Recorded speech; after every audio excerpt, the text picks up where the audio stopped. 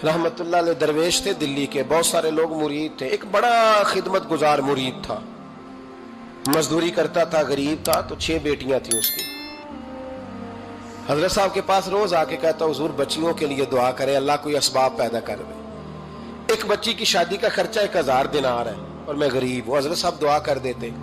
खानका शरीफ के थोड़े ही फासले पर, हजरत जहां बैठ के मुरीदों की तरबियत करते थे, उससे थोड़ा ही फासले पर ना एक ईसाई रहता था, बड़ा मालदार था, बड़ी सारे ऊंट, गायें, भेड़, बकरियां रखी हुई थी और हजरत शरफुद्दीन रहमतुल्लाह अलैह की बड़ी मुखालफत करता था। और ये जो आपका गरीब मुरीद था, ये उसका पड़ोसी था। एक दिन बुला के ना उनको कहने लगा कि तू किधर जाके जो है वो टकरे मार रहा है, वहां से कुछ नहीं मिलने वाला। वो तुझे क्या देंगे जिनकी खानका खुद चंदे पे चलती है, मदरसा चंदे पे चलता है, मस्जिद चंदे पे चलती है, तेरी बेटी का मामला कहां हल होगा? तो उस दरवेश ने कहा कि तू मेरे पीर को नहीं जानता, तू अजय मेरा महबूब नहीं डिठा, तो पता नहीं ना, तू इस रस्ते का मुसाफिर नहीं, तू नहीं जानता, उनका बस चले ना तो वो हर कीमत में मेरी बेटियों की शादी करा दे। अब वो ईसाई था, कहने लगा अच्छा चलो ठीक है, अगर इतनी बात है ना तो जाओ उनसे जाके कह दो कि 6 साल के लिए मेरे साथ मुआहदा कर लें, तो मेरे जानवरों को चारा डाल दिया करे, 6 साल ड्यूटी करे, मैं 6000 दिनार दे देता हूं। वो मेरे साथ 6 साल मेरे जानवरों को चारा डाले, रखते हैं ना आप चारा डालने के लिए, एडवांस पैसे दे के। अब तो लोग उन्हें भी गुलाम ही बना लेते हैं, बड़ी थोड़ी तनख्वाह देते हैं, जुल्म करते हैं, पूरा मुआवजा नहीं देते। हजरत शेख शरफुद्दीन के बारे में वो कहने लगा, जब अपने पीर से जाके कह के मेरे जानवरों को 6 साल चारा डाले, मैं 6000 दे देता हूं, तू जो कहता है हर कीमत पे जाने को तैयार है। उसने जब ये बात की तो मुरीद ने नाराज हो गया, वो लड़ाई हो गई, गिरबान पकड़ लिया, झगड़ा हुआ, बात बड़ी दूर गई।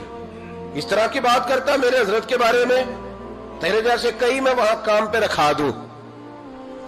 जब वो बड़ी बहस हुई, बात मोहल्ले में, इलाके में फैल गई, दुनिया ने सुन ली, तो शेख शरफुद्दीन तक भी पहुंच गई। इस तरह झगड़ा हुआ है। लोग सो गए इशा की नमाज के बाद।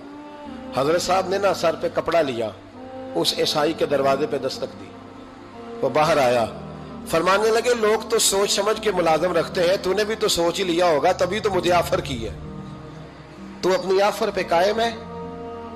वाकई मुझे रख लेगा और 6000 दिनार दे देगा? कहने लगा जा बाबा काम कर अपना। फरमाया नहीं, तूने इतने लोगों में बात की, इतनी बहस हुई, तो कायम है? कहने लगा मैं तो कायम हूं, पर आपने नहीं कायम रहना।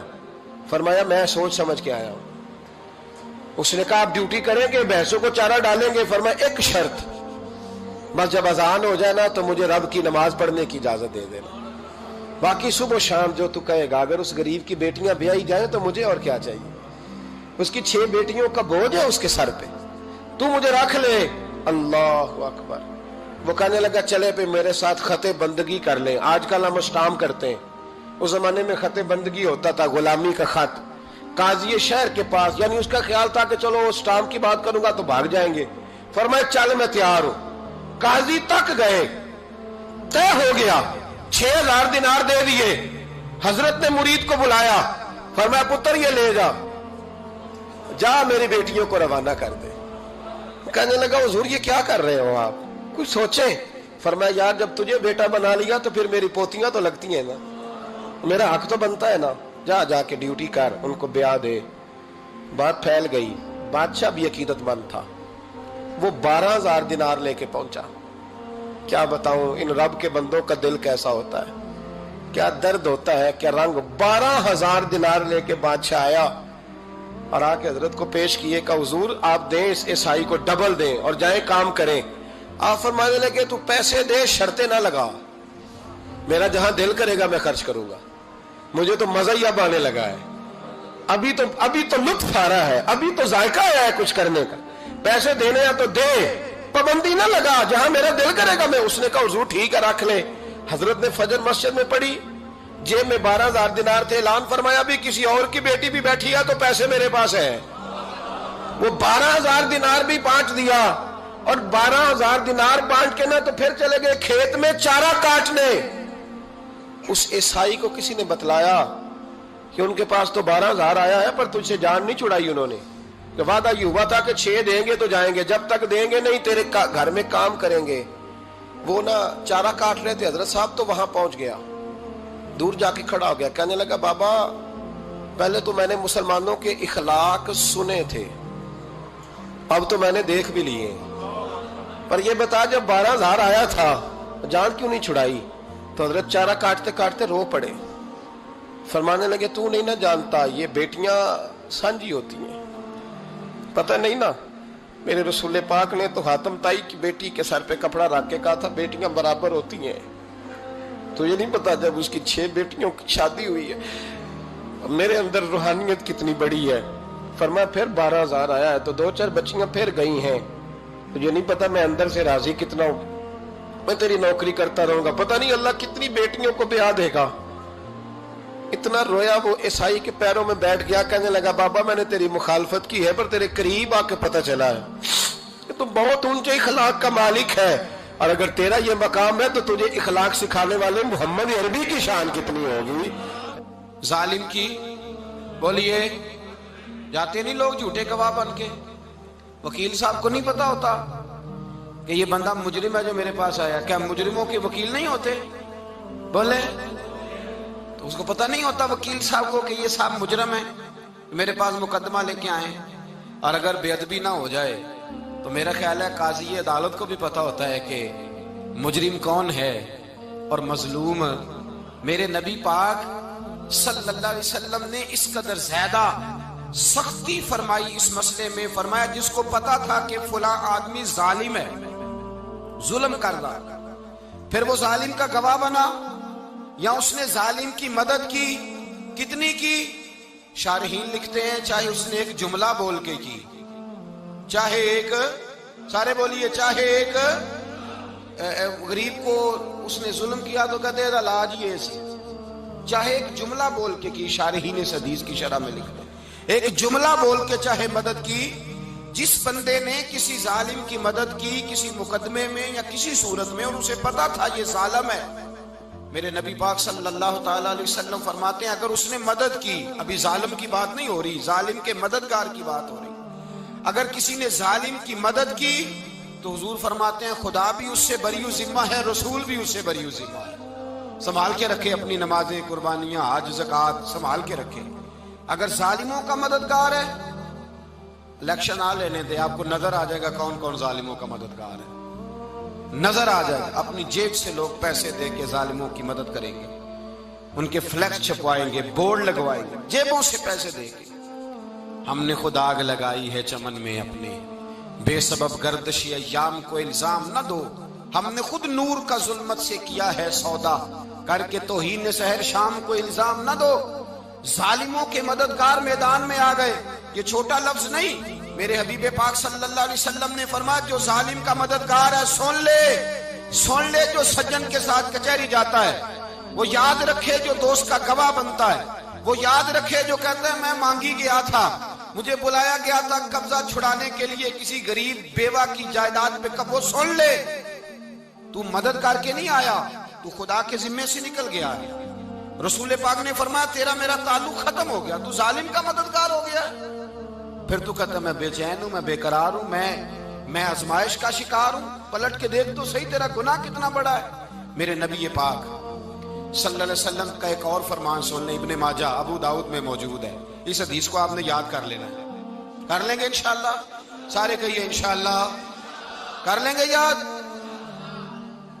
حضور صلی اللہ علیہ وسلم نے فرمایا اگر تو ظالم کی مدد کرے گا نا، یہ لفظ دل کی تختی پہ لکھ لینا، یہ مکافات عمل ہے، مکافات عمل دنیا، ادھر کرو گے تو ادھر بھرو گے. فرمایا اگر تو کسی ظالم کی مدد کرے گا، سن لے حضور کا فرمان ہے، اگر تو ابن ماجہ ابو داؤد سیاہ میں موجود ہے، فرمایا اگر تو کسی ظالم کی مدد کرے گا تو رب تعالیٰ مرنے سے پہلے تیرے اوپر بھی ظالم کو مسلط کر دے گا. تیرے اوپر بھی ایک دفعہ ظلم ضرور ہوگا اگر تو ظالم کی، وہ کسی صورت میں بھی ہو سکتا ہے، کسی صورت میں بھی تیرا بیٹا ہی اٹھ کے ظلم کر دے گا، تو الجھ جائے گا، کسی نہ کسی جگہ تیرے لیے تباہی کا سامان ہوگا، تیرے اوپر ظلم ہوگا، اس لیے کہ تو ظالموں کا مددگار ہے. چاہیے یہ تھا کہ تو مظلوم کی مدد کرتا، انسانی ایمانی یقین کا فریضہ سر انجام دیتا، تو ظالموں کا مددگار ہو گیا.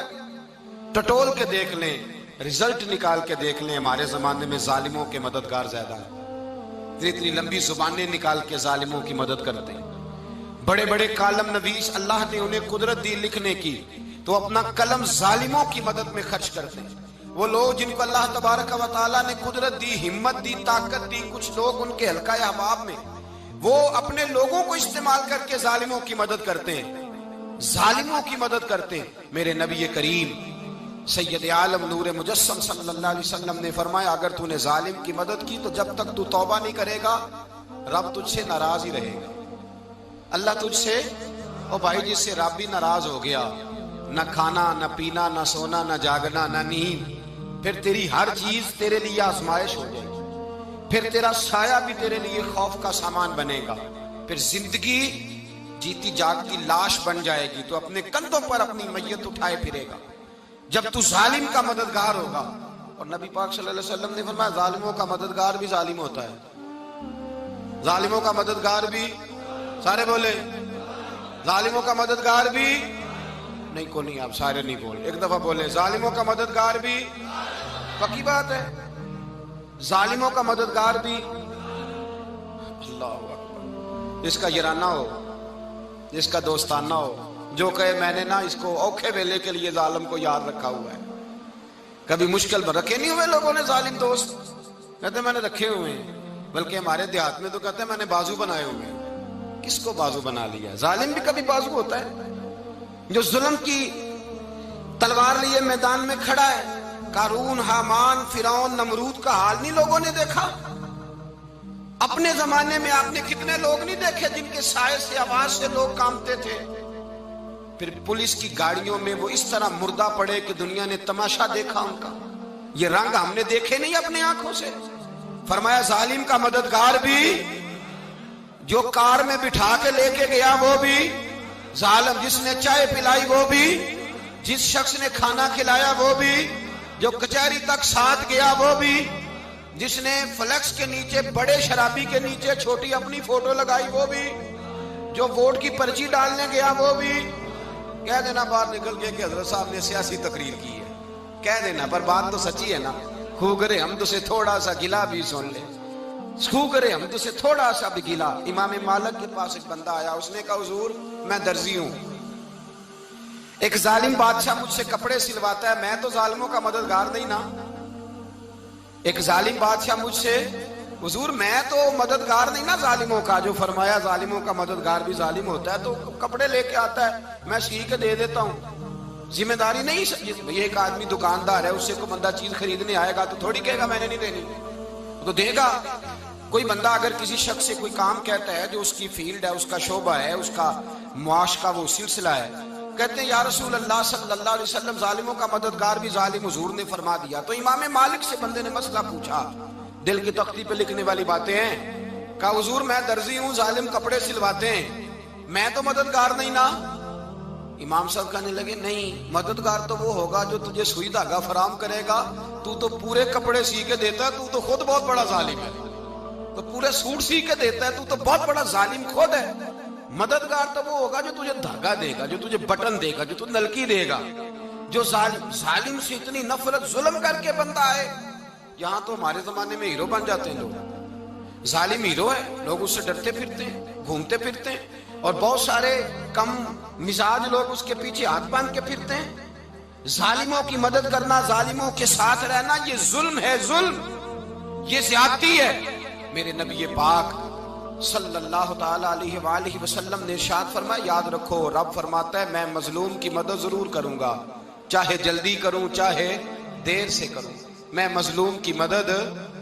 اور حضور صلی اللہ علیہ وسلم نے فرمایا ہے، حضرت معاذ بن جبل کہتے ہیں حضور نے مجھے یمن کا گورنر بنایا، جب میں جانے لگا نا تو حضور نے بڑی نصیحتیں کی، بخاری میں موجود ہے، فرماتے ہیں جب میں پلٹنے لگا تو میرے رسول نے فرمایا معاذ ایک منٹ ٹھہر جا، ایک بات میری یاد رکھنا، اس کو نہ بھولنا۔ کہا حضور کیا؟ فرمایا دیکھنا کسی پہ ظلم نہ کر بیٹھنا، کہیں تجھ سے زیادتی نہ ہو جائے۔ محبوبہ پھر حضور نے فرمایا سن میرے معاذ، میں تجھے گورنر بنا رہا ہوں، زیادتی نہ کر بیٹھنا۔ یا رسول اللہ صلی اللہ علیہ وسلم کیا ہوتا ہے؟ تو میرے کریم نے فرمایا جب مظلوم دعا کے لیے ہاتھ اٹھاتا ہے تو عرش کا مالک کہتا ہے فرشتوں پیچھے ہٹ جاؤ، عرش کا مالک کہتا ہے فرشتوں پیچھے ہٹ جاؤ۔